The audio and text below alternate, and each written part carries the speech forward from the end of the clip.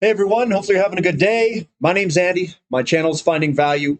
Today we're going to go over Twitter and look at some of the information that people are posting about the stock market or commodities or whatever I thought was interesting to go over. So we'll jump right in. I'll give you my financial opinion here. And if you want to follow me on Twitter, it is at finding_finance. So let's dive in here. Let's get this zoomed up. Oh, let's go back one. Oh, I just wanted to post this too. I posted this a little bit before. This is a quote by Thomas Jefferson. People were talking about the expansion of the money supply and then the contraction of it. And Thomas Jefferson's quote is, "I believe that banking institutions are more dangerous to our liberties than standing armies. If the American people ever allow private banks to control the issue of their currency, first by inflation, then by deflation, the banks and corporations that will grow up around the banks will deprive the people of all property until their children wake up homeless on the continent their fathers conquered." And he's not the only one that talks about central banks or banking systems and the control of the issue of that currency of that nation. So very dangerous there. So I like this quote here. It says, you have to say to yourself, if I'm right, how much am I going to make? If I'm wrong, how much am I going to lose? That's the risk reward ratio. And I always look at the risk reward and how much I think it has upside. Now, one thing that might be different between me and someone else is I might think that the rewards are far greater than the risks. Other people might think that is different.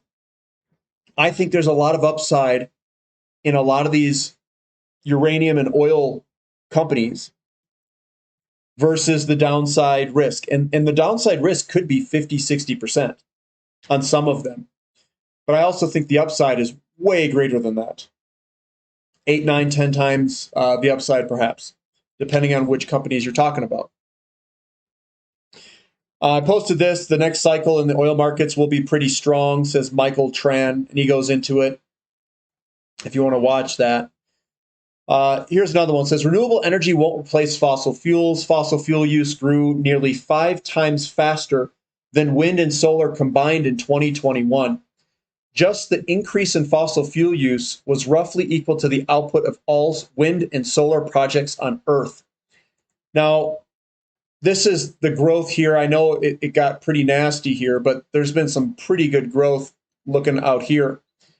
By looking at this, to me, the fastest growing is gas, coal, and oil if you look at the charts. Now, I don't know if that was because they were the largest impacted in 2020, and it just seems to look that way, but that's kind of what it looks like, and that's been the investment opportunity is this rebound. And it's still growing at a very fast pace. Here's December oil data. So far is quite revealing of where we are headed. And I wanted to go into this and share this with everyone. So what this is this is the oil demand supply balance. This was just released not too long ago. And what this means is that the demand is the yellow line and the supply is the lighter blue line. And we can see the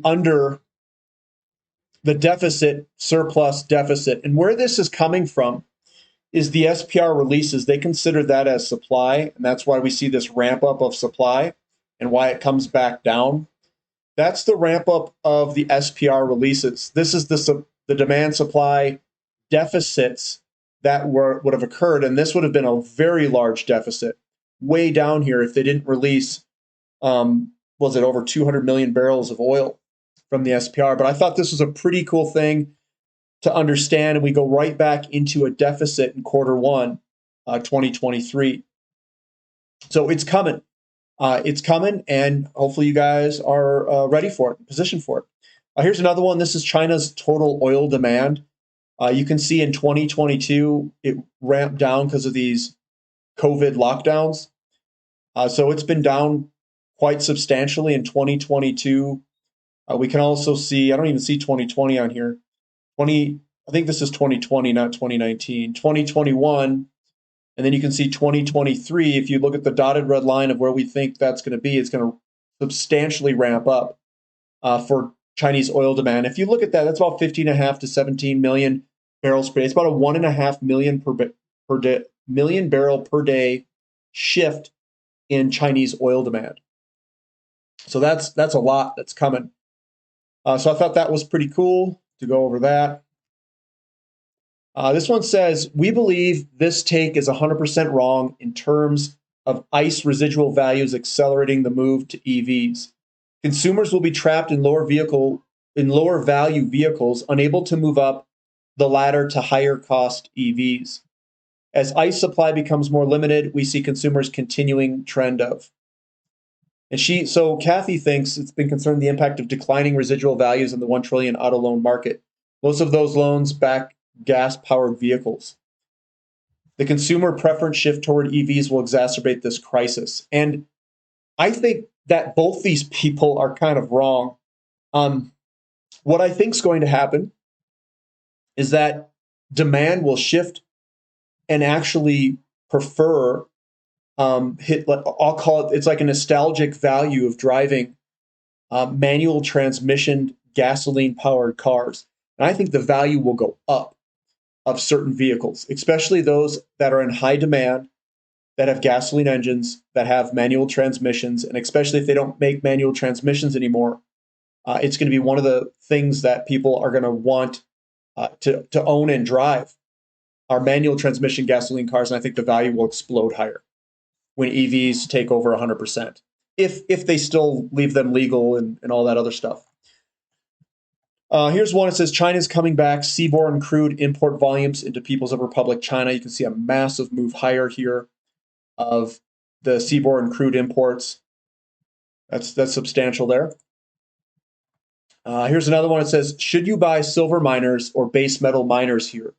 Both are undervalued, but to me, the choice seems easy. Look at the ratio between the two. And he has SILJ versus PIC, which is the base metals. And we can see that actually PIC is very cheap in relationship to SILJ. And SILJ is cheap to a whole bunch of other things like GDX and GDXJ and a whole bunch of other investments. So that means PIC is also very cheap for base metals. So that could be one that you might want to look at is PICK. Now here's one. This is liquidity cycle starting to bottom. Is it the light at the end of the tunnel? But recession inevitable? ? Too early for stocks, but starting to think about corporate debt and gold for 23. Now, if this liquidity cycle bottoms here, so this is monthly global liquidity cycle that goes up and down, up and down. We went way up in 2019, 2020. We came all the way back down. I think this liquidity cycle is going to come back up. And we're at a very low level. So when this comes back up, usually which does very well is gold and precious metals. We can see gold and precious metals breaking and moving higher here. It doesn't mean that they're going to move higher in the short term, but when this cycle comes, I think we're going to see good movements in precious metals and base metals, both of those. And then I think eventually oil is going to come too. It says oil net positioning is near zero. Incredible contrary indicator, coiled spring potential. So when we look at this, this is crude net positioning of non-commercial accounts in barrels and in US dollars. And we are really, really low down here. So would you have wanted to buy oil in 2020 and then the bounce September of 2020? Also in 2015, 2016, these were incredibly good buying opportunities. And where you really want to reduce is kind of when this is up there. Now we went to 60, which is somewhat high. It's come all the way back down to 15. This is a very low level. Now, are we going to bottom here exactly, or is it going to be, sometime in Q1 2023? You could debate all that all you want. We could still come down a little bit further. But either way, I think if you take a cost averaging approach, it could be good to be looking at some of these oil companies and perhaps natural gas. It says, a moment many here saw coming, rig count turned over. Good thing we built up that huge inventory of drilled and uncompleted wells. wait. Good thing we're still increasing productivity. Well, no, wait. The canary is dead, and many still refuse to grasp the issue that structural supply is a bigger deal than a recession. And this is a lot of the people who are in the oil sector. They think that the structural supply problem is going to be bigger than a recession can actually kill demand, and that prices will continue higher. We saw energy, especially the companies, outperform everything this past year in terms of year-to-date performance. Is this going to continue going forward? I don't know. But I do think that there's a structural supply problem. And I would expect higher prices for oil. Here's Sill with this symmetrical measured move to the top of the arc. Too perfect to not happen is what he thinks. We're moving on higher, $70 from $27. It's well over a double, 230% from the bottom there for SIL. Now, here's the updated price appreciation required for Canadian oil and gas to reach their respective 52-week highs. We've got pipe, GXE, WTI, KEL, VET, Athabasca, BTE, which is Baytex. We go all the way down. And some of these, I'm starting to try to pick some off that have come off their highs quite a bit. But that's kind of interesting to see there. Here's another one. It says, we invaded Iraq for oil, but Canada has 50% more oil than them. I'd be super nervous if I were them. And you can see that Canada's got 6% of the world's oil. I guess that's total production in 2020. But you can see all other countries, 28%, USA is 20%, Saudi Arabia 12%, Russia 11%, Canada 6%, China 5%, Iraq 4%, and so on. It says IEA forecasts Chinese gasoline demand will increase 138,000 barrels per day in 2023, compared to a 3% decline this year. Even more dramatic is the expected turnaround in jet fuel demand. The IEA expects that to be 211,000 barrels per day, 33% higher in 2023. Goldman Sachs says just as the commodity markets been dominated by USD in 2022, we expect them to be shaped by underinvestment in 2023. From a fundamental perspective, setup for most commodities next year is more bullish than it has been at any point since we first highlighted the supercycle in October 2020. So some people are saying because of those fundamentals and the supply deficits, that commodities look better right now than what they did in 2020. 2020, I think, was more of a liquidity impact and money flows from liquidity. Now we're hitting the molecule problem where we actually hit the shortages. Here's commodities will increase in value by more than 40% in 2023, according to Goldman Sachs. So they say, Goldman Sachs says commodities will gain 43% in 2023 as supply shortages bite. Bank forecasts raw materials will be best performing assets. High prices are yet to lead to more supply, says analyst. This is where, so I've talked a lot about those deficits in a lot of the base metals that are coming up in mid-2020s. Well, they're going to start hitting soon. And that's why I've invested in these areas and why I'm not trying to time the market. I'm just going to be in it. I've got diversified mining companies. I've got energy companies. I've got all these companies, and I'm showing you that there's deficits out in the future. That's why I'm invested in them. Money, in my opinion, will rotate into these sectors because of those deficits. Here's one that says, probably one of the most important new secular thesis in global macro today. Gold is in the early stages of becoming the preferred asset among central banks looking to improve the quality of their international reserves. Very bullish for the metal. You can see this roundish bottom with a long-term base starting to head higher. That's pretty crazy too. Record purchases. I thought this one was really interesting. It says, is this the end of the first wave of inflation? So we've got this kind of move here. We've got this big wave there. Maybe this came back If you were to compare the cycle of 1966 to 1983, the dark blue line is 66 to 1983, and you can see the waves. Is this kind of the first wave, and then we hit another one? We'll have to wait and see. But I do think that a bigger wave is coming out in the future.